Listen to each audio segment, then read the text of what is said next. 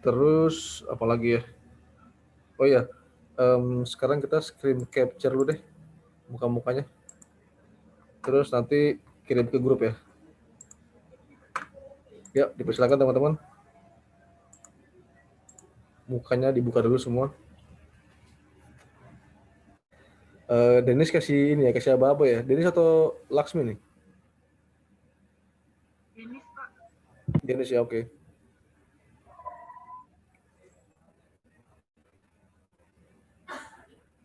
Dikasih apa-apanya biar pada ini, pada siap-siap senyum gitu.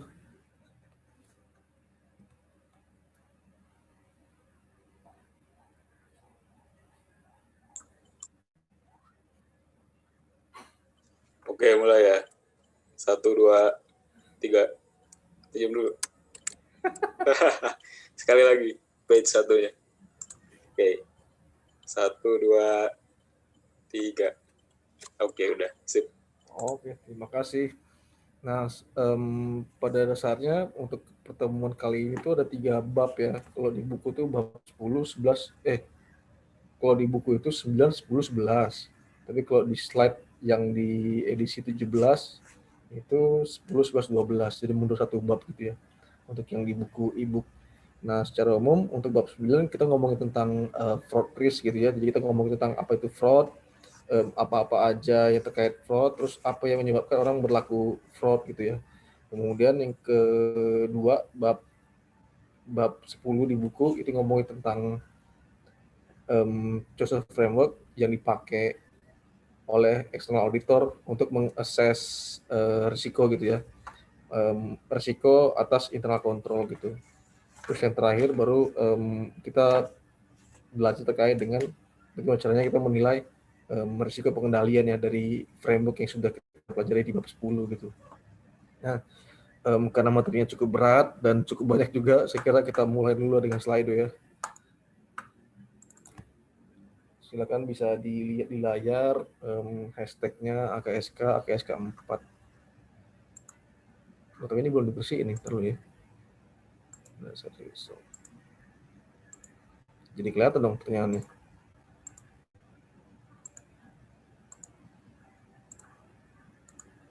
Oke, silakan join. Pertanyaannya ini dulu deh. Jika kalian hanya punya sisa waktu 2 jam di dunia, mau ngapain aja?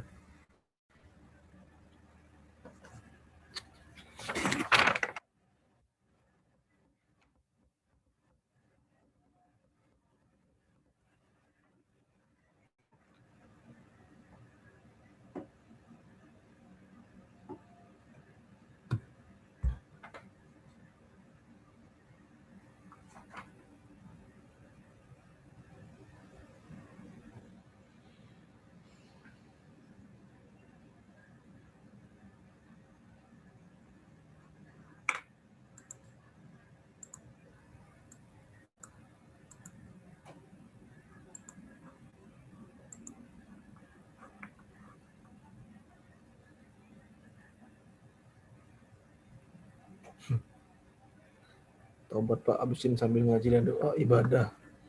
Tobat terlambat mau ngasih makan anjing. Mau tobat 2 jam itu nggak cukup ya. Kegedean dosanya. Mau bareng keluarga lengkap. Tapi posisi lagi di kosan gitu, gimana ya kira-kira? Mau naik pesawat juga nggak cukup ya waktunya. Mau ke mana? Bandara habis setengah jam. Terus tunggu berangkatnya udah 1 jam dulu barangkali. Buat minta maaf ke orang-orang. Mau bareng keluarga lengkap. Mau ke pantai.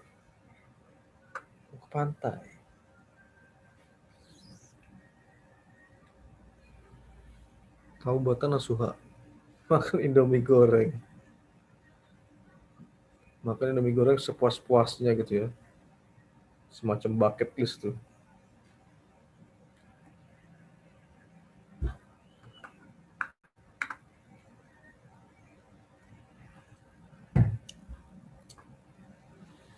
Tong Sancong itu siapa?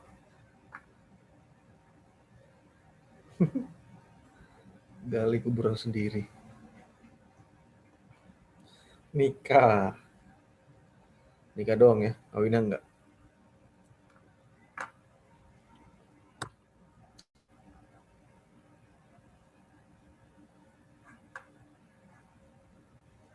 Kali diksunya Sun Gokong, oke. Boleh.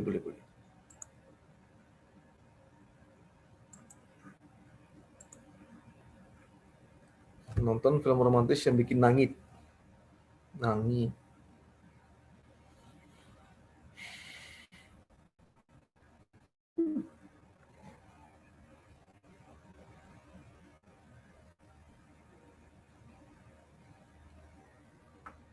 Udah nih, cuma 18 doang. Kita yang hadir berapa tuh?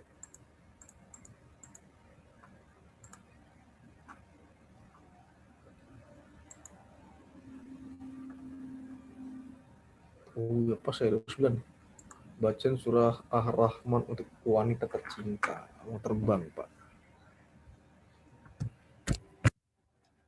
Baiklah ya, saya kira cukup slide-nya, kita waktu terbatas gitu. Saya kira 9 orang lainnya mungkin lagi makan malam lah paling nggak ya. Atau lagi persiapan mau isaan gitu ya, jamaah di masjid. Saya stop share.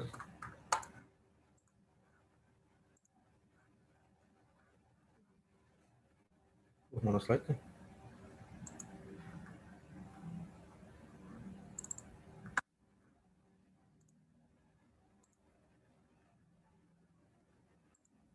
Ya, baik. Jadi catat sebenarnya kita ngomong tentang fraud risk gitu ya. Kemudian dari definisi fraud itu sendiri sebenarnya ada dua jenis lah terkait dengan salah satu material di laporan keuangan yang terkait dengan fraud itu. Yang pertama ngomongin tentang laporan keuangannya fraud gitu ya, secara akun-akunnya memang ada unsur fraud di situ. Yang kedua itu terkait dengan penyalahgunaan aset. Nah, kemudian terkait dengan yang pertama, fraudulent financial reporting itu secara umum ada dua jenis motivasi. Kenapa orang-orang itu bukan motivasi ya? Saya kira modusnya itu. Yang pertama mereka overstate income atau understate income. Untuk overstate income itu saya kira mereka bisa besarkan penghasilan gitu ya, agar nantinya mereka juga mendapatkan semacam insentif keuangan tuh di dalam perusahaannya. Yang bisa jadi mereka melakukan overstate dari sisi asetnya, atau mereka mengecilkan terkait dengan expense atau beban gitu ya, sehingga mereka memiliki profit yang yang bisa besarkan di Windows dressing. Terus yang kedua terkait dengan understate income, saya kira ini emang tujuannya untuk mengecilkan pembayaran pajak gitu ya, terkait dengan PPh itu misalnya, sehingga mereka nggak pembayaran pajaknya itu nggak segede yang seharusnya. Nah, yang mereka lakukan itu di perusahaan, di best practice-nya terkait fraud gitu ya, mereka melakukan income smoothing atau manajemen. Jadi mereka tuh sebisa mungkin mengurangi kayak fluktuasi pendapatan, sehingga terlihat mulus gitu pendapatnya gitu ya. Nah, yang di buku sih cerita kasusnya itu terkait dengan Taiko Internasional, yang mereka sendiri bagian operasional itu bisa mencuri sebanyak $100,000 US dollar di asetnya gitu ya. Saya kira banyak sih sebenarnya kalau terkait dengan pencurian aset gitu di luar negeri. Kok kasus yang terkait dengan KAP-nya saya kira zaman itu ya, Arthur Andersen kalau nggak salah.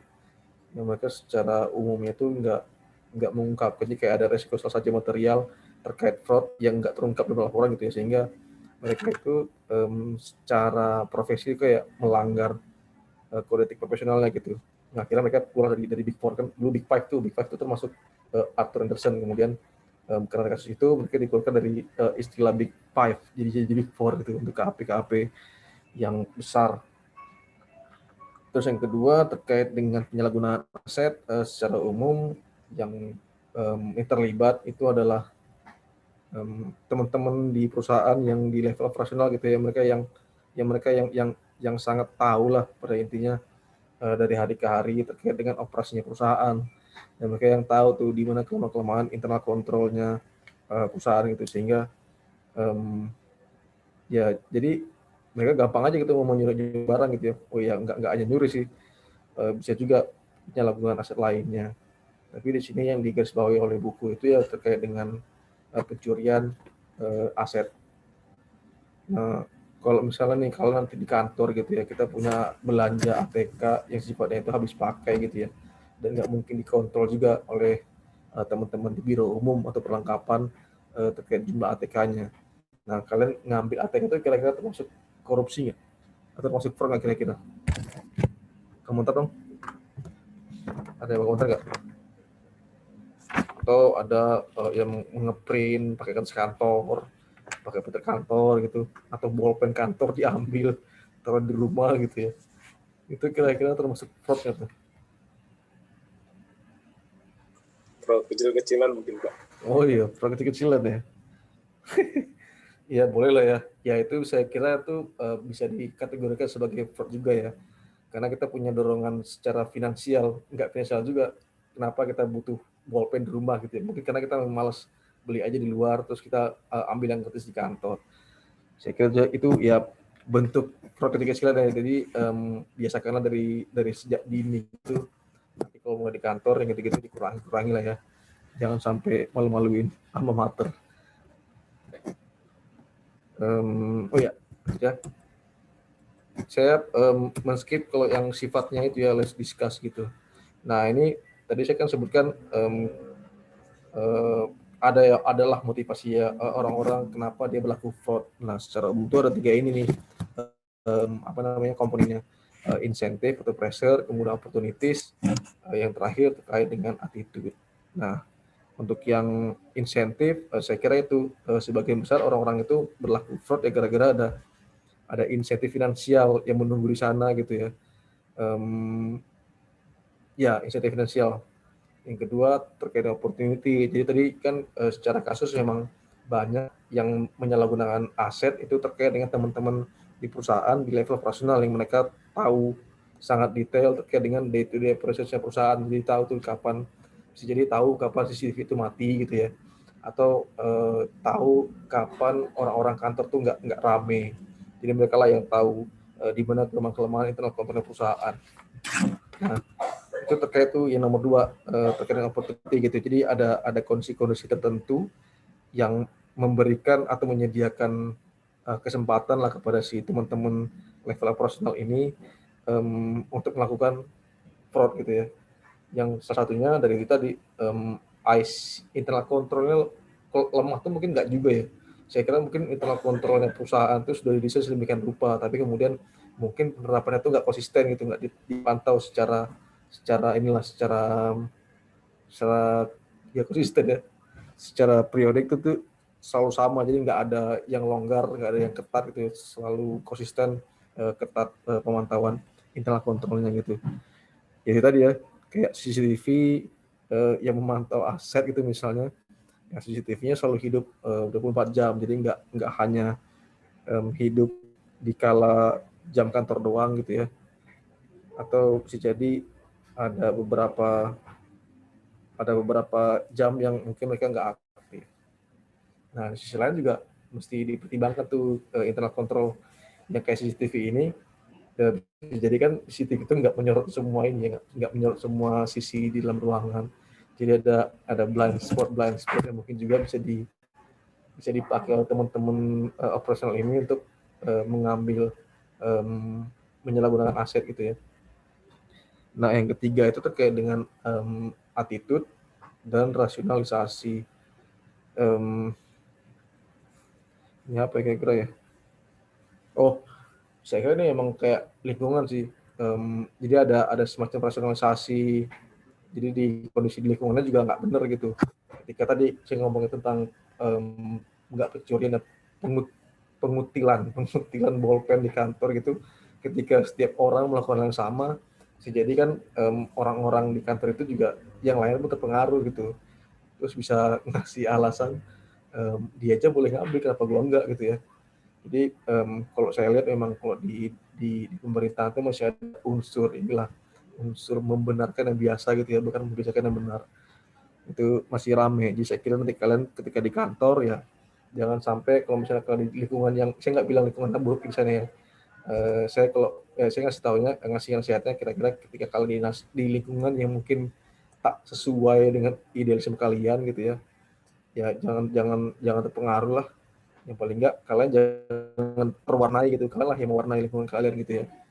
Itu yang pesan yang ingin saya tanamkan gitu. Jadi jangan sampai kalian yang diwarnai menjadi monokrom, tapi kalian lah yang mau warnai menjadi warna-warni. Tapi warna-warni malah kesannya mah LGBT gitu ya, warna pelangi gitu. Jadi ya pokoknya warna-warni yang bukan LGBT lah gitu ya. Tapi emang kenapa LGBT? LGBT kan cuma di negara kita aja yang ini yang apa yang melanggar, bukan melanggar, yang membenci lah, mungkin nggak anggapannya nggak sesuai dengan norma agama gitu ya. Tapi kalau kita di luar negeri itu bisa-bisa aja gitu. Mungkin rasa bencinya itu nggak dikeluarin aja gitu ya, tapi tetap benci. Nah, kalau digambarkan dalam bentuk shape itu ya kira-kira inilah fraud triangle itu hubungannya. Jadi tiga-tiganya saling berkontribusi dalam terjadinya fraud di dalam suatu perusahaan. Nah, contohnya antara lain ini ada tiga jenis dia komponen dari fraud triangle. Contoh dari incentive pressure untuk yang fraudulent financial reporting ya saya kira tadi yang ngomongin tentang adanya insentif ekonomi lah kepada para pelaku. Ini ngomongin tentang profitability, financial stability gitu ya. Kemudian ini ada tekanan yang berlebihan dari manajemen untuk apa ya? Untuk adanya tekanan bagi manajemen untuk memenuhi tagihan-tagihan perusahaan. Jadi mungkin bisa jadi di BOD-nya mengutamakan gimana caranya nih si utang-utang ini bisa lunas tepat waktu lah. Yang sisi lain mereka mungkin cash flow juga nggak bagus gitu ya. Itu juga mendorong manajemen untuk melakukan fraud. Terus apa lagi nih? Opportunities. Ya defisit internal control saya kira sudah jelas sekali ya ketika internal controlnya nggak bagus ya mungkin bagus cuma nggak diterapkan secara konsisten gitu juga menjadi salah satu faktor risiko untuk berkontribusi pada opportunities-nya di fraud di suatu perusahaan. Terus terkait dengan attitude,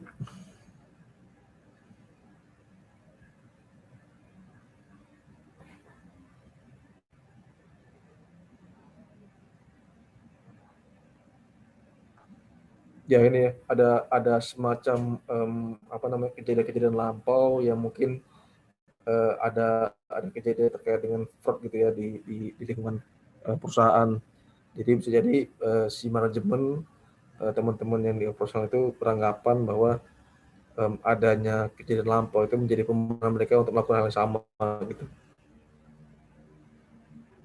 Terus juga ada inappropriate or ineffective communication, jadi juga adanya komunikasi yang bukan nggak baik ya. Saya kira untuk value itu kan nggak hanya ditulis doang gitu, itu mesti ada semacam internalisasi lah.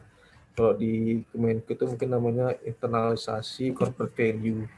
Kalau di kantor saya namanya budaya kerja yang memang apa ya ada kata tertentu gitu ya, semacam jembatan keledainya. Kalau di saya namanya pionir gitu. Tuh pionir itu apa-apa aja kata-katanya itu yang nantinya akan diterjemahkan dalam suatu kegiatan gitu ya, sehingga orang bisa bisa menanamkan sifat-sifat pionir itu dalam dirinya. Saya kira kalau entity value itu terkait dengan internalisasi, saya kira memang pengaruh itu. Jadi nanti kalian kalau kerja tuh bisa ketemu lah kalau misalnya kalian berhubungan dengan beberapa kementerian gitu ya. Saya tuh bisa bedain nih, ini adalah orang Menpan, ini adalah Kementerian Keuangan, ini BPJS gitu. Jadi kayak mereka tuh melakukan internalisasi value dengan baik sehingga mereka tuh mencerminkan nilai-nilai yang dimiliki oleh perusahaannya atau kementerian lembaganya gitu ya. Jadi emang internalisasi corporate value saya kira itu penting juga untuk membangun attitude di dalam lingkungan manajemen dan pegawai lainnya. Nah, ini kira-kira apa ya? Ini semacam sebab-sebabnya lah, global profile of the fraudster dari KPMG. KPMG ini salah satu Big Four ya, Big Four KP di dunia. Nah, untuk insentif pressure, kelihatan tuh sebab-sebabnya yang paling besar itu ya mencari keuntungan finansial gitu ya, dan keserakahan. Tapi bukan berarti yang kan kalau serakah tuh identik dengan banyak gitu ya, tapi bukan berarti yang kecil-kecil tuh nggak serakah juga gitu ya. Terus terkait nomor 2, because I can, karena saya bisa aja gitu, mereka melakukan suatu fraud driven by organizational culture. Saya kira ini masih ini ya, masih terkait dengan yang kedua ya, opportunities dan juga attitude ya. Jadi mereka tergerak karena kulturnya perusahaan. Jadi mungkin terkait juga dengan yang poin ketiga tadi, di komponen ketiga terkait dengan attitude. Kemudian opportunity-nya sama tadi, internal control, kemudian juga reckless dishonesty, regulation of control. Jadi memang mereka ada kecenderungan untuk melanggar pengendalian gitu ya. Jadi kayak ada desainnya, ada pengendaliannya, ada pemantapannya, tapi mereka sendiri yang melanggar gitu. Nah, ini di sini nggak kelihatan nih terkait dengan attitude-nya. Nah, kalau yang di buku dijelaskan kalau terkait dengan attitude secara umum itu ada perasaan superior lah. Jadi karena mereka punya power gitu ya, mereka melakukan abuse di powernya gitu, sehingga mereka melakukan fraud. Nah, kemudian ini kira-kira profil dari fraudster dari KPMG 2016 secara umum. Untuk umur itu yang sifatnya 3645 itu yang paling besar prestasinya gitu ya. Jadi umur segini saya kira umur-umur yang menurut populasi dari penelitian ini ya, ini adalah umur-umur yang rentan terhadap orang-orang yang akan berlaku fraud. Apalagi gender sih, kebanyakan cowok gitu ya. Jadi mungkin ada kecenderungan cowok itu dituntut untuk mendapatkan ini kali ya, pendapatan lebih besar gitu kali ya, male. Yang female enggak. Kalau misalnya female-nya itu pasangan suami istri gitu ya, mungkin bisa jadi female juga gede gitu ya. Terus waktu kerjanya juga semakin lama, semakin enggak juga ya. Kalau di gambar ini terlihat kalau lebih dari 6 tahun itu yang paling gede persentasenya. Tapi bukan berarti semakin lama semakin gede, karena bandingan yang 0 sampai 4 sama 4 sampai 6 itu ternyata lebih banyak yang baru kerja. Apalagi nih. Nah, kalau yang terkait dengan jabatannya banyakkan di other. Ya mungkin nih other tuh yang di bagian operasional kali ya. Di manajemen pun kayaknya juga gede, ya agak merata tuh distribusi jabatannya. Kemudian pas melakukannya itu kebanyakan dia bekerja sama gitu, jadi kayak korupsi berjamaah gitu. 62, dan sisanya itu mereka serakah, mainnya sendiri, nggak bareng-bareng. In collusion with others. Nah, ini contoh untuk yang fraud terkait dengan penyalahgunaan aset. Ini yang adverse relationship, insentif ya, terkait dengan insentif. Ya itu ya, karena adanya mungkin hubungan yang kurang baik antara manajemen dengan pegawai, sehingga malah ada perasaan dendam gitu, sehingga mereka bisa balas dendam itu dengan mencuri asetnya kantor. Terus kemudian apalagi nih? Tapi nggak cuma ini doang ya, itu mungkin yang nomor 1 juga nyangkut ke personal financial obligation. Saya kira juga kalau di PNS itu kan banyak tuh semacam BUMN yang bisa jadi udah nggak kepake lagi, tapi udah nggak dipakai lagi, dan mungkin nggak dipantau lagi tuh penggunaannya oleh di biro perlengkapan gitu. Nah, oleh si pegawai, jadi barangnya itu dibawa ke rumah gitu ya. Terus opportunities, Ini banyaknya uang di tangan juga bisa mendorong orang untuk gila ya, kan karena mereka punya kesempatan gitu, ketika mereka dikasih uang yang banyak, mereka punya apa ya, ada kecenderungan untuk melakukan fraud. Sama ya untuk yang di attitude,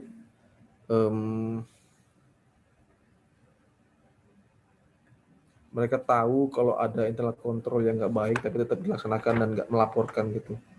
Mereka ngambil untuk keuntungan mereka sendiri. Nah itu saya kira untuk yang chapter 9 itu cuma itu doang tuh poin-poin utamanya. Jadi tadi ngomongin tentang apa itu fraud itu dari apa aja, kemudian apa-apa aja komponen-komponen yang akan mendorong terjadinya yang mendorong orang untuk berlaku fraud gitu ya. Jadi ada 3, ada insentif, ada opportunities, dan attitude. Terus kita lanjut yang kedua ya, ngomongin tentang internal control dan COSO framework. Nah, secara umum internal control itu ya, kita kan kalau dengerin internal control itu apa gitu ya. Ya secara umum isinya kayak dengan kebijakan dan prosedur gitu ya. Nah, internal control seharusnya gimana ya? Kan kita butuh mengendalikan gitu ya. Pertama kan yang dikendalikan itu saya kira kita mau tujuannya kemana, kemudian pas tujuannya kemana barulah terdeteksi kira-kira apa aja nih yang hambatan yang mungkin muncul untuk mencapai tujuan gitu ya. Nah, hambatan-hambatan yang muncul itu yang kemudian kita mitigasi atau kita kendalikan dalam bentuk ini polisi dan prosedur. Nah, misalnya gini contohnya, kita nggak mau nih terjadi kebakaran di kantor gitu ya, sehingga tujuannya itu kita ya pokoknya gimana caranya biar kantor itu nggak kebakaran lah. Ya pada akhirnya kita identifikasi tuh kira-kira apa risiko-risiko yang mungkin dapat memicu kebakaran gitu misalnya ya. Apa contohnya misalnya? Ya mungkin kita bikin apa contohnya risiko di kantor yang mungkin atau kebalikannya ya, jangan kebakaran. Berarti atau tujuannya gimana caranya kita tuh mengurangi dampak kebakaran gitu ya, mengurangi kejadian kebakaran gitu. Nanti resikonya bisa jadi kita mendekatkan akses air ke posisi kebakaran gitu ya, atau kita mengadakan semacam fire extinguisher gitu, atau water sprayer di kantor. Nah itu saya kira tuh termasuk dari salah satu bentuk dari kebijakan dan prosedur yang ada di mana di perusahaan atau di kementerian lembaga. Jadi pada intinya internal control tuh untuk memberikan pagar gitu, jangan sampai adanya risiko-risiko yang akan menghambat pencapaian tujuan itu dikurangi dampak dan juga probability-nya gitu, dampak dan juga kejadiannya. Nah, misalnya tadi kayak kebakaran, misalnya kita mencegah jadi kebakaran, kan bisa jadi kita ada pengendalian yang sifatnya itu mengurangi dampak gitu ya. Kita mengurangi dampak terjadinya kebakaran. Jadi bisa jadi kita bentuk kebijakannya itu ya bikin di mana-mana titik kebakaran kita bikin fire extinguisher gitu ya, atau kita pasang tadi water sprayer, itu salah satu bentuk pengendalian untuk mengurangi dampak kebakaran. Nah kira-kira kalau bentuknya untuk mengurangi keterjadian apa? Untuk mengurangi keterjadian kebakaran, kebayang nggak? Tadi kan kalau ngomongin tentang water sprayer sama fire extinguisher itu untuk mengurangi dampak. Jadi udah kebakaran nih, baru semprot. Jadi untuk mengurangi dampak kebakaran itu sekecil-kecilnya kita menyediakan pemadam kebakaran. Kalau mengurangi keterjadian kebakaran, apa kira-kira contohnya pengendaliannya? Kayak kompor listrik kok. Ya bisa ya. Jadi bisa jadi nanti kebijakan yang itu jangan sampai ada kompor minyak tanah dalam kantor gitu ya. Gunakanlah kompor listrik. Ya saya kira itu juga bisa menjadi kebijakan lah di kantor atau perusahaan. Nah yang lain juga bisa jadi bentuk kebijakannya gitu ya. ya kita pasang lah semacam apa ya, kayak banner atau poster gitu yang mencantumkan kalau biasakanlah matiin lampu setelah pulang kantor gitu ya. Terus juga mereka mungkin merapi-rapikan kabel-kabel, kalau kabel itu mungkin letaknya nggak di bawah, di atas gitu ya, sehingga mengurangi gesekan dengan kaki, nanti malah memicu korsleting listrik dan seterusnya. Jadi ada banyak pengendalian internal yang tujuannya itu untuk mengurangi dampak dan juga mengurangi probabilitas. Dan mereka menjamin perusahaan itu untuk mencapai tujuannya gitu ya. Dengan tadi ngomongin kebakaran, kita sebenarnya tujuannya itu ya memang jangan terjadi kebakaran gitu ya. Kalau terjadi pun misalnya mengecilkan dampaknya. Nah, secara umum tujuan dari internal control itu ada 3 inilah. Yang pertama ngomongin tentang laporan keuangan dapat diandalkan gitu ya. Jadi semua akun-akunnya itu mencerminkan input, proses, dan output yang benar gitu. Apa yang dimasukkan, prosesnya juga benar, pasti juga outputnya juga benar gitu. Jadi internal control itu tujuannya itu ya untuk menciptakan laporan keuangan yang andal. Kemudian juga operasi efisien dan efektif. Kemudian terakhir terkait dengan kepatuhan pada peraturan-peraturan yang berlaku.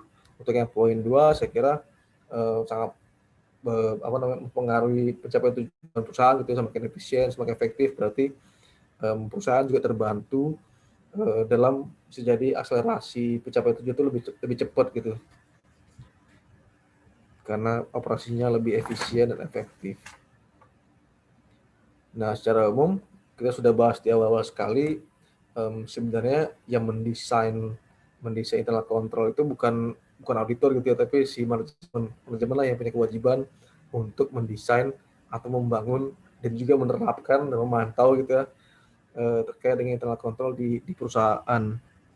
Jadi bukan auditor gitu ya. Auditor paling mengomentari apakah desain dari internal controlnya itu sudah baik lah, sudah dapat memberikan reasonable assurance lah terkait dengan risiko-risiko yang mereka telah identifikasi gitu. Jadi nanti ketika kita sebagai KAP atau ya sebagai KAP, kita menilai mereka sudah bikin nih register risikonya, data risikonya apa aja untuk memitigasi atau mengendalikan risiko ini, inilah pengendaliannya gitu ya. Tadi contohnya kita mau mengendalikan risiko kebakaran, makanya nanti mitigasinya itu ya tadi ya bisa jadi untuk mengurangi dampak, bentuknya mengadakan fire extinguisher, water sprayer dan sebagainya. Nah, fungsinya si KAP dalam ini bisa jadi mereka malah menilai cukup kan nih untuk mengurangi risiko ini dia dengan menyediakan fire extinguisher aja gitu. Jangan-jangan ada risiko lain yang bisa jadi dapat memicu risiko kebakaran ini gitu ya. Nah, terus kemudian jadi semua sebenarnya nggak ada desain internal control yang sempurna gitu. Jadi ada apa ya? Ada trade off-nya juga tuh. Kita pengen menerapkan internal control yang ketat, tapi nantinya akan berimbas pada efektif dan efisiensi dari operasi perusahaan gitu. Contohnya kayak apa ya? Ya, pokoknya pada intinya internal control yang ketat itu akan mengakibatkan proses jadi lebih lambat lah.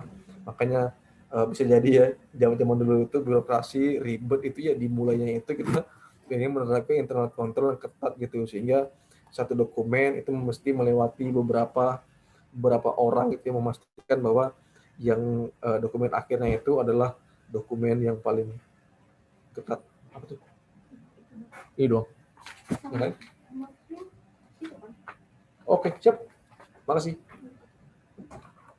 Itu barusan mungkin adik kelas kalian ya lagi menunggu penempatan dari D1. Terus tadi apa lagi? Tadi saya mana ya? Saya terdistract nih. Gitu ya, ada trade off lah antara internal control yang ketat sama operasi perusahaan gitu. Jadi kalau misalnya kayak proses pembayaran, kalau misalnya kita pengen lebih yakin gitu bisa jadi melewati beberapa orang dulu biar lebih ini ya, lebih yakin lah nggak ada unsur fraud di situ.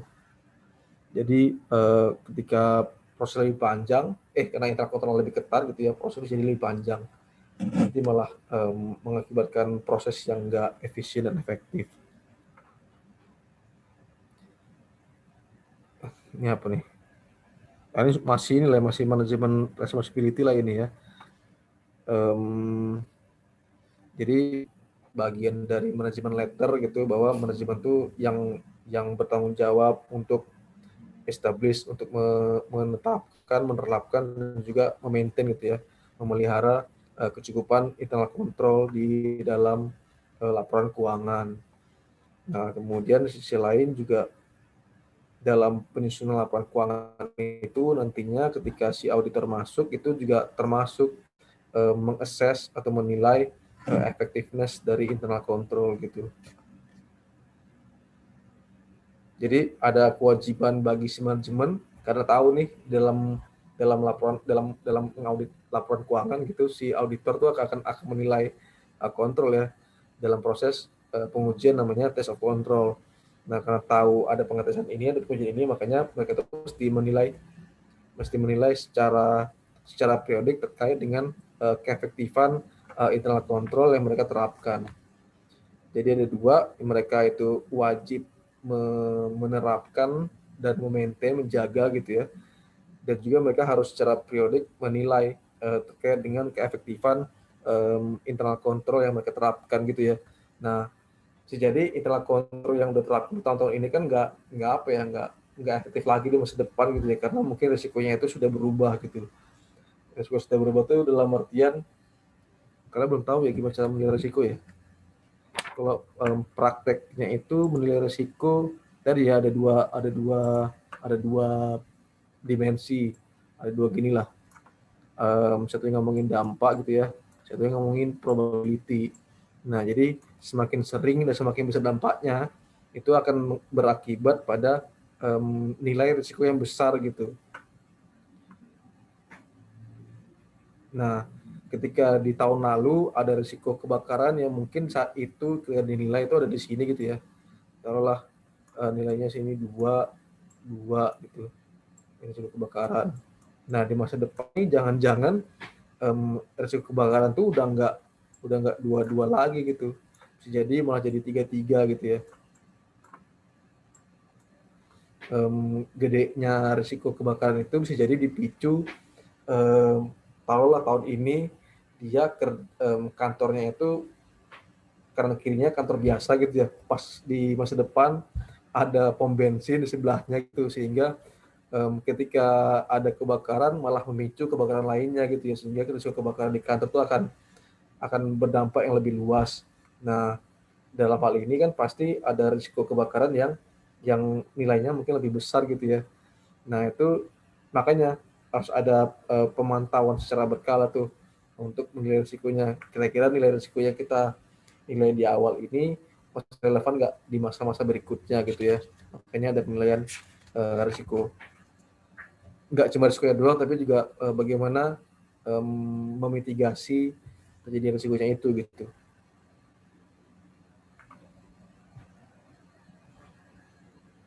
Nah, bagian dari asesmennya itu si manajemen mesti mengevaluasi desain internal kontrolnya, kemudian juga menguji sejauh apa efektivitas dari internal kontrol yang sudah diterapkan. Nah, tadi itu ya, kalau ketika kita menilai bahwa mengurangi dampak kebakaran itu mungkin udah nggak relevan lagi gitu. Jadi gimana caranya kita nggak ngomongin dampak, tapi mengurangi aja kejadiannya. Jadi mungkin bisa jadi si fire extinguisher mungkin nggak perlu lagi gitu ya. Kita sudah beyond dari kebakaran gitu, jangan sampai terjadi kebakaran. Jadi bukan mengurangi dampak, kita sudah ngomongin tentang mengurangi keterjadiannya aja. Kita sudah zero tolerance lah untuk kebakaran. Jadi kita nggak perlu memitigasi dampak kebakarannya gitu.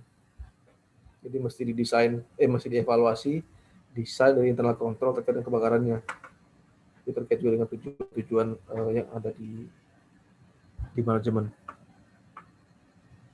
Nah, Tadi ngomongin tentang apa namanya manajemen responsibility, kemudian kita pindah ke auditor responsibility-nya gitu ya. Nah, kalau auditor itu berkewajiban untuk memahami internal control-nya si perusahaan gitu. Itu yang menjadi base-nya dia untuk menentukan sejauh apa, seluas apa nantinya mereka akan melakukan sampel gitu ya. Karena nanti kan di minggu kemarin kita sudah belajar tuh ketika kita sudah yakin internal kontrolnya bagus gitu ya, nantinya tuh kita malah lebih ekstensifnya tuh di pengetesan si kontrolnya gitu, bukan di pengujian sampel gitu. Karena kita sendiri jangan sampai kita sudah menyimpulkan kalau kontrolnya baik, ternyata kemudian hari ketahuan ada fraud di situ ya. Itu akan apa ya, kayak namanya si KAP juga dipertaruhkan di situ gitu. Jadi mungkin risiko ya, langkah tengah yang bisa diambil di perusahaan KAP ini ya menganggap aja semua internal control itu jelek gitu ya, sehingga mereka harus sampel size-nya lebih gede gitu, mereka lebih kaya ke pengujian sampel yang bisa jadi malah lebih costly dibanding untuk pengujian yang sifatnya penilaian doang gitu ya. Nah kemudian yang kedua, ketika dia sudah mengerti, mereka juga melaporkan nih kalau menurut mereka memang internal control yang desain itu sudah efektif gitu. Kalau di buku ini jasa terkait dengan mereport itu beda dengan jasa laporan keuangan ya gitu ya. Jasa audit laporan keuangan, kalau di BPK itu sudah sepaket. Seperti yang sudah saya bilang sebelumnya lah, kalau BPK itu ngaudit yang keluar itu 3 buku gitu. Pertama laporan hasil audit, yang kedua ngomongin tentang laporan tentang penilaian pengendalian internal, yang ketiga terkait dengan kepatuhan terhadap perundang-undangan. Jadi mereka kalau ngaudit itu selalu 3 itulah produknya. Nah, yang auditor concern dalam apa ya, memahami internal control itu ya saya kira hanya 2 inilah. Yang pertama, apakah internal control yang terkait dengan penyusunan laporan keuangan itu sudah baik lah, sudah cukup untuk menghasilkan laporan keuangan yang andal. Yang kedua, terkait dengan level-level dalam transaksi gitu ya, baik saldo maupun transaksinya. Jadi input, proses, outputnya mesti diperhatikan.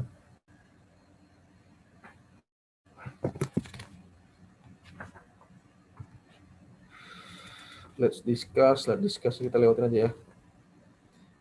Nah, tadi kita ngomongin terkait dengan apa tadi, internal control secara umum ya, apa tujuan internal control, kemudian apa kewajiban manajemen auditor. Ini kita masuk di komponennya nih, komponen masing-masing internal control. Ada 5 secara umum. Yang pertama control environment, risk assessment, control activities, informasi dan komunikasi, baru pemantauan. Nah kalau dalam bentuk gitu ya, dalam bentuk digambarkan frameworknya seperti inilah kira-kira, control environment, assessment, dan seterusnya. Yang kelima komponen ini tuh dia secara apa ya, integrated di dalam proses gitu ya, di dalam proses operasi, reporting, dan compliance, dan juga dia melekat dalam entitas, divisi, fungsi, unit operasi gitu. Jadi pada intinya setiap kegiatan, setiap unit dan kegiatan unit itu sudah pasti ada semua komponen ini gitu. Nah, tapi kemudian ketika kita ngelihat porsi-porsinya, apakah terhubungan dari kelima komponen ini, kira-kira bisa dilihat dalam gambar ini gitu. Jadi control environment itulah yang apa ya, yang memayungi tahapan lainnya. Makanya control environment itu sangat penting sekali nih dibanding komponen lainnya. Nah, control environment itu secara umum kalau kita ngebahas di pertemuan sebelumnya gitu ya, ketika kita menilai risiko dalam risiko untuk level laporan keuangan yang whole gitu, itu ya kita menilai control environment nih, kita ngomongin tentang apa aja kebijakan perusahaan, prosedurnya apa aja gitu. Kemudian yang mesti jadi apa namanya, adanya kebijakan dan prosedur itu yang mencerminkan kelakuan ya, attitude dari top manajemen terhadap risiko gitu ya. Jadi kalau kita melihat bahwa memang kelengkapan kebijakan yang mungkin nggak cukup gitu, sehingga apa ya, membuka celah para manajemen untuk berlaku fraud. Itu saya kira itu sudah cerminan dari bagaimana top manajemen ini um, apa ya, menghadapi fraud lah pada intinya. Jadi pada intinya kontrol environment itu ya kita menceritakan terkait dengan gimana top of the top di dalam satu perusahaan untuk menghadapi risiko-risiko yang mungkin akan mempengaruhi pencapaian tujuan perusahaan gitu ya. Jadi kalau misalnya kita yakin sekali Ford itu jelek untuk mencapai tujuan, pasti mereka sudah menyusun nih semua kebijakan dan prosedur gimana caranya agar manajemen itu nggak berlaku fraud gitu. Jadi adanya dokumen-dokumen ini, polisi, prosedur itu merefleksikan bagaimana perlakuannya si top manajemen terhadap risiko-risiko yang signifikan di dalam perusahaan. Nah, yang kedua, setelah ada control environment gitu ya, kita masih pengen tahu nih dari sisi auditor gitu ya, kira-kira dari prosedur yang sudah ada, peraturan sudah ada, masih berpeluang nggak, ada celah nggak dalam perusahaan itu untuk berlaku, atau apa ya, masih ada risiko-risiko yang mungkin masih bisa terjadi gitu. Ya teruslah kita ngomongin kebakaran gitu ya. Kita tahu ada langkah-langkah terkait kebakaran, terkait dengan polisi dan prosedurnya gitu ya. Ada prosedur terkait dengan gimana cara mematikan api gitu misalnya, atau gimana caranya orang-orang ini biar dia ada jadi kebakaran, mereka hanya ke satu pintu doang gitu ya, dan nggak panik gitu. Tapi kemudian ketika kita menilai risiko, kita menilai risiko tuh ketahuan bahwa mereka mungkin sudah punya policy, sudah punya prosedur, tapi mereka sendiri itu belum punya alat untuk mengurangi dampak kebakarannya. Tadi saya bilang seperti fire extinguisher atau water sprayer gitu. Jadi meskipun mereka sudah punya policy dan kebijakan, itu masih ada faktor lain yang bisa jadi dapat memicu terjadinya risiko yang telah teridentifikasi lah, pada intinya begitu. Nah kemudian setelah kita nilai risikonya, baru disusun lah pengendaliannya gitu ya. Jadi pertama ada kebijakannya, ada peraturannya, kemudian masih ada peluang nggak nih terjadinya risiko gitu ya. Kita assess risikonya, baru ketika kita sudah menilai masih ada risiko residual, baru didesain lagi kontrol activities-nya. Jadi memastikan bahwa risiko-risiko residual dari kontrol environment itu sudah terdesain, sudah diterapkan secara optimal untuk mengurangi dampak dan keterjadian dari risiko-risiko yang telah teridentifikasi. Kemudian apa lagi nih? Terkait dengan informasi dan komunikasi gitu ya. Jadi semua kontrol activity itu nantinya risiko dan kontrolannya mesti diinformasikan ke para pegawai. Jadi mereka tuh aware kalau ada risiko ini, dan si manajemen itu sudah membangun ini pengendaliannya gitu ya. Dan mereka pun secara konsisten berkontribusi atau berkolaborasi untuk melakukan pengendaliannya gitu ya. Jadi pengendalian itu nggak hanya berupa tools doang gitu, nggak berupa kebijakan doang, tapi harus ada kontribusi dari setiap pegawai, makanya dikomunikasikan gitu. Kemudian yang terakhir komponennya yaitu pemantauan. Nah tadi kita sudah mengakses kontrol environment-nya gitu ya, lingkungan pengendaliannya, ngomong kebijakannya udah ada, peraturannya ada, risikonya udah teridentifikasi, sudah dikendalikan, kemudian sudah kita informasikan juga kepada para pegawai. Tapi mesti kita pantau, karena bisa jadi risiko-risiko yang awalnya telah kita identifikasi itu tuh tadi ya mesti dievaluate dan diassess secara berkala. Jangan sampai desain pengendalian yang sudah disusun itu kita udah nggak relevan, atau bisa jadi ada risiko-risiko lain yang muncul yang awalnya nggak ketahuan gitu. Itu fungsi dari monitoring. Nah kalau misalnya ada kejadian risikonya risikonya kejadian gitu ya, ada peristiwa risikonya itu, ya itu juga dipantau kira-kira kenapa risiko ini muncul padahal sudah kita kendalikan gitu. Nah, nanti di monitornya, pas proses monitornya dikasih tahu bahwa emang di sini ada kelemahan dari si desain internal kontrolnya, jadi harus diperbaiki pengendaliannya gitu. Jadi semakin baik lah. Yang pada akhirnya dapat mengakselerasi pencapaian tujuan perusahaan.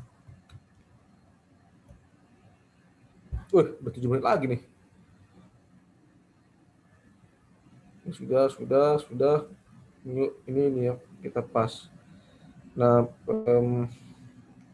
dari sisi lain, kita nggak hanya ngomongin hal-hal yang sifatnya fisik gitu ya, dan juga dalam perusahaan itu pasti kita menerapkan information technology gitu. Nah, dalam bentuk kontrol pun juga ada untuk mengendalikan risiko-risiko yang terkait dengan IT.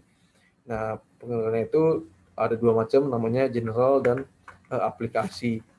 Nah, secara umum untuk general control itu yang dia tuh ngomongin kayak keterhubungan antara sistem dan sistem lainnya gitu ya. Jadi semua general control ini terdampak atau mengendalikan semua jenis IT dalam sebuah perusahaan gitu. Contohnya separation of IT duties. Jadi nanti di IT itu bisa-bisain lah, ini untuk IT yang sifatnya operasional, yang ini nggak operasional gitu ya. Atau simpelnya begini, satu bagian kalau dalam IT ya, satu bagian pengujian, satu bagian yang mendevelop gitu ya. Jadi antara develop sama menguji itu harus beda gitu, sehingga bisa optimal tata kelola IT-nya. Terus ada juga yang sifatnya kayak physical and online security gitu ya. Jadi bagaimana caranya? Nah, ini kayak saya kira masih ada hubungan sama yang backup sama contingency lah ini. Gimana server itu bisa aman, nggak terdisrupsi sama kegiatan kantor gitu ya. Bisa jadi server itu ditaruh di tempat-tempat yang jauh dari keramaian atau operasi kantor.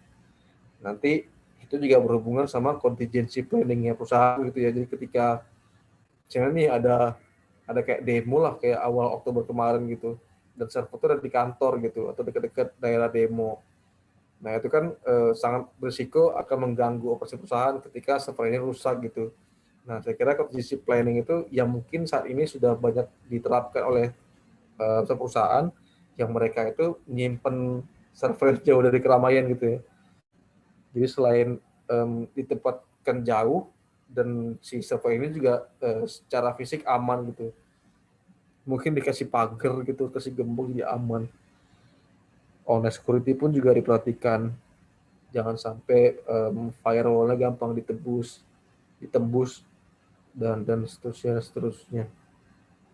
Jadi gitu ya, untuk jumlah kontrol ini ngomongin terkait dengan tata kelola IT secara umum lah. Ngomongin pembagian IT duties-nya, siapa yang mendevelop, siapa yang menguji, siapa yang mendesain gitu. Kemudian gimana terkait dengan pengamanan secara fisik dan online-nya, kemudian bagaimana proses backup-nya dan contingency planning-nya, dan seterusnya. Kayak gini lah, karena saya dulu pernah ngawal BPJS gitu ya, jadi saya ngerti proses in-house development IT mereka gitu. Nah, ketika mereka lagi mengembangkan sebuah proses gitu ya, sebuah aplikasi gitu misalnya yang diterapkan di RS, bukan aplikasi kali ya, modul aplikasi gitu. Nah, ketika mereka ngetes tuh, mereka nggak bisa tuh ngetes dengan menggunakan data yang ongoing. Jadi mereka menggunakan data dummy gitu ya. Itu saya kira satu kontrol juga tuh. Mungkin kan kalau orang ngetes itu pengen yang mendekati hasil sebenarnya gitu ya. Kayak misalnya kita pengen bawa motor, ngetes motor itu enak atau enggak, ya kita bawa ke jalan gitu ya, jalan raya sebenarnya. Nah, kalau di sisi IT itu, kalau kita menguji pada data yang diproduksi real time itu kan malah, karena sifatnya menguji, nanti malah mengubah struktur datanya gitu. Jadi lebih berisiko terhadap operasinya si perusahaan secara umum. Itu juga saya kira semacam prosedur yang harus diperhatikan juga di sisi IT, bahwa kalau pengujian pun itu harus menggunakan data-data dummy, bukan data yang diproduksi secara real time. Atau pengujian itu dilakukan secara offline dan seterusnya gitu ya. Itu termasuk dalam satu frameworknya di dalam kontrol. Terus yang kedua terkait dengan aplikasi kontrol, saya kira ini secara umum mungkin kalau lebih nggak, kalau mungkin pernah menemukan lah ini kalau di dalam Google gitu misalnya, ada input, ada processing, sama output control. Contohnya kayak apa ya? Kalau input gitu ya, kan kalau misalnya kita nginput, taruhlah kita mau login, kita login di Gmail, di kolom username-nya sama password tuh sudah pasti di username itu dalam bentuk email, dia sudah mengidentifikasi tuh kalau email itu formatnya adalah ada akademiknya gitu ya. Apa sih namanya? Akademik namanya. Ada akronimnya itu, ada yang A bundar gitu. Itu baru disebut email. Jadi ada A, ada kata, titik, kata gitu. Jadi ketika dia mengisi username dengan tidak format seperti itu akan mengidentifikasi bahwa ini bukan email yang benar. Itu contoh dari input control. Nah, kalau kita buka contoh lain ya, kayak di Google Form gitu kan ada kayak mengunci ketika kita mengisi data di Google Form. Kalau kita pengennya itu adalah angka gitu, jadi si inputer itu nggak bisa ngisi dalam bentuk kata gitu. Itu kalau bentuk kontrol itu saya kira namanya validity check gitu kali ya. Atau ya bisa jadi validity check atau yang bentuknya completeness check gitu. Jadi kayak misalnya ada pertanyaan yang semua orang mesti menjawab semua. Untuk mengurangi kemungkinan orang nggak menjawab semua, maka dikunci. Ketika mereka nggak ngisi semua ya berarti nggak mesti diulang lagi, mesti dicek lagi isiannya gitu ya. Completeness sama validity itu termasuk yang di input control. Kalau yang processing ya saya kira mungkin kayak bentuk ini kali ya, semacam pengendalian koreksi aritmatik gitu. Jadi kalau misalnya dalam akuntansi kita ngisi volume, kita sudah tahu harga satuannya, kita tinggal masukin volume ya langsung jadi angkanya berapa gitu ya. Kalau misalnya semua dibikin manual, saya kira malah nantinya apa ya, proses kesalahan perkalian itu akan sangat apa ya, sangat mungkin terjadi gitu. Jadi ada beberapa apa ya, proses dalam suatu aplikasi itu sudah dipertimbangkan desainnya agar mengurangi kesalahan dalam proses itu ya. Apalagi nih. Nah, kalau output control saya kira contoh gampangnya barangkali semacam ini kali ya, ketika kita sudah mengisi semua terus mungkin tiba-tiba muncul kayak pop up message atau Windows yang pada intinya menyatakan apakah Anda yakin untuk mensubmit ini gitu ya. Kalau di Google Form kira-kira begitu ya isinya. Ketika kita tekan submit tuh kayak ada semacam window, kita bisa memunculkan window yang muatannya itu kira-kira apakah Anda yakin untuk mensubmit gitu ya. Kalau submit tekan OK. Itu yang saya kira output control. Nah, sampai di sini nih udah 1 jam nih teman-teman. Dan kebetulan juga kita masih nyisa 1 bab lagi. Itu sudah saya jelaskan secara umum. Yang bab 11 ini secara umum sih kita ngomong tentang yang kemarin kita bahas tuh di pertemuan sebelumnya gitu. Di pertemuan keempat yang isinya pertemuan kelima. Ngomongnya terkait dengan test of control lah. Gimana kita menilai control risk dan bagaimana melaporkannya. Kalau cara melaporkannya sama kayak materi di pertemuan pertama yang ngomongin tentang muatan-muatan laporan hasil audit. Di situ juga kita menyinggung sistematika atau format dari laporan KAP terkait dengan keefektifan internal control gitu. Sekali demikian bab 11 nanti saya bahas barangkali secara sekilas untuk di pertemuan berikutnya gitu ya. Nah, sebelum kita menuntaskan pertemuan kali ini, ada yang ingin bertanya nggak terkait dengan dua hal inilah, tentang fraud dan juga terkait dengan COSO? Coso itu ada dua macam ya. Jadi kalau kalian cari Coso itu nanti bakal ketemunya dua macam tuh. Coso internal control yang kita pakai sekarang sama Coso IRM, Enterprise Risk Management. Tapi dalam konteksnya audit kita pakainya Coso internal control. Kalau dari sisi manajemennya mungkin bisa jadi mereka nggak pakai IC gitu ya. Saya kira IC itu pendekatannya top down itu. Sedangkan kalau di perusahaan mungkin lebih mudah dengan pendekatan yang IRM. Oke, kalau ada pertanyaan, oh iya, tadi si Dennis sudah ini belum udah ngirim ini foto. Sudah Pak di grup. Baiklah, kalau gitu kita slide dulu kali ya.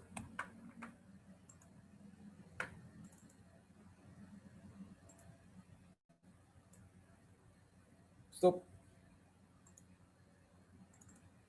Tuh, pemulihan apa yang kalian anggap terbaik dan tak pernah kalian sesali?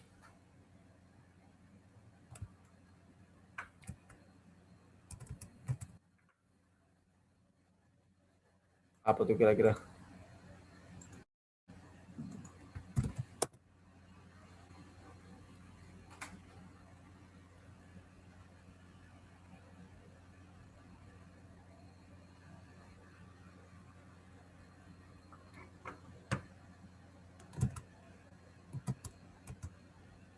Dimakan.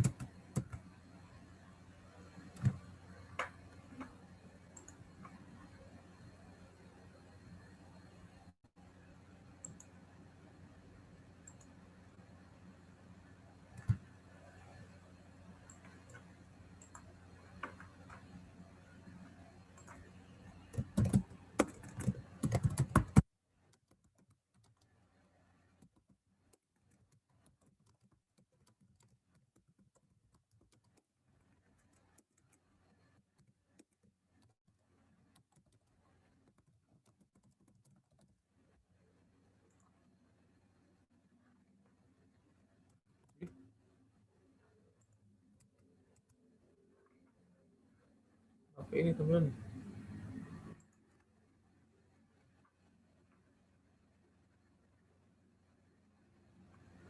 Beli bakso bakar di seblak. Kalau beli barang-barang makanan semua ya, pembelian duit palsu. Beli truk, beli truk, beli barang diskon buat dijual lagi. Oke. Beli seblak, beli obat, bakso. Oh iya, beli biaya ADM pendaftaran PKN STAN 300.000. Ini terbaik itu ya. Padahal kan masih ada kemungkinan DO ya.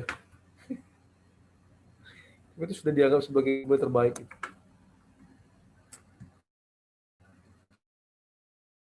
IP 12.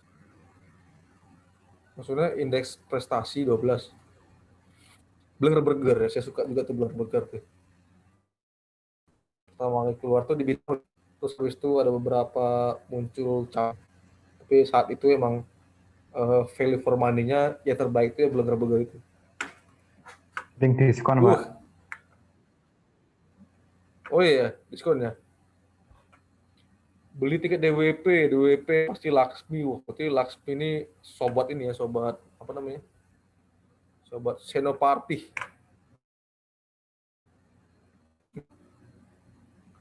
Bagi party di Senoparty. Beli mahar, freelancer lah ya, siap. Boleh.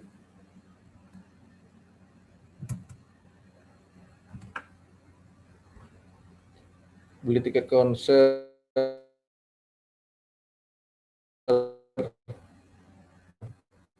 paket panas McD. Isinya kebanyakan makanan ya. Nggak ada yang komen ini nih, beli skincare gitu buat cewek. Nggak ada ya. Kalau saya kira skincare tuh ya mungkin sekarang anggapannya udah kayak ini kali. Udah kayak semacam investasi di masa depan lah. Kalau udah sekarang dicicil, udah mulai skincare itu pas kerja mungkin ketemu sama senior yang tajir gitu ya. Jadi mereka menyesal Pak. Ini siapa nih maksudnya? Mereka menyesal Pak. Beli tanah kayaknya Pak. Beli tanahnya berapa gerobak? Beli tanah. Tanah buat apa ya? Kalau buat investasi properti, ya saya kira ya. Tapi ya mesti belinya itu udah tahu duluan tuh grand design atau blueprintnya pengembangan kota gitu ya. Udah diproyeksi tanah ini nantinya akan dibebaskan untuk pembangunan mall gitu. Ya, beli sekarang, beli murah gitu kan. Pas dijual mungkin harga lebih tinggi. Beli emas batangan, emas kepingan mungkin. Kalau batangan mungkin gede banget kayaknya.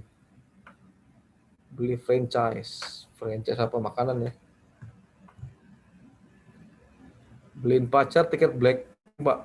Oh, itu berarti pemain terbaik ya. Berarti ketika kamu beliin tiket pacar buat black itu dapatnya apa? Kayaknya pembelian paling terbaik tuh kayaknya tuh. Jadi karena beliin pacar tiket, terus mungkin pacar jadi cinta banget gitu ya, mau dinikahin gitu. Mana ada. Dapat kebahagiaan Pak nonton bareng. Oh, oke. Nonton Blackpink. Beli beras. Baiklah, jawabannya kebanyakan makanan lah. Saya kira saya bisa menyimpulkan kalau teman-teman di 543 itu lebih senang makan gitu ya. Baiklah teman-teman semua, saya kira cukup untuk pertemuan hari ini. Untuk bab yang 11 nanti bisa jadi akan saya singgung di pertemuan selanjutnya gitu ya. Terus pesan saya untuk yang pertemuan berikutnya, baca bab 14 di buku, terus yang kedua ya diselesaikan tugasnya gitu ya.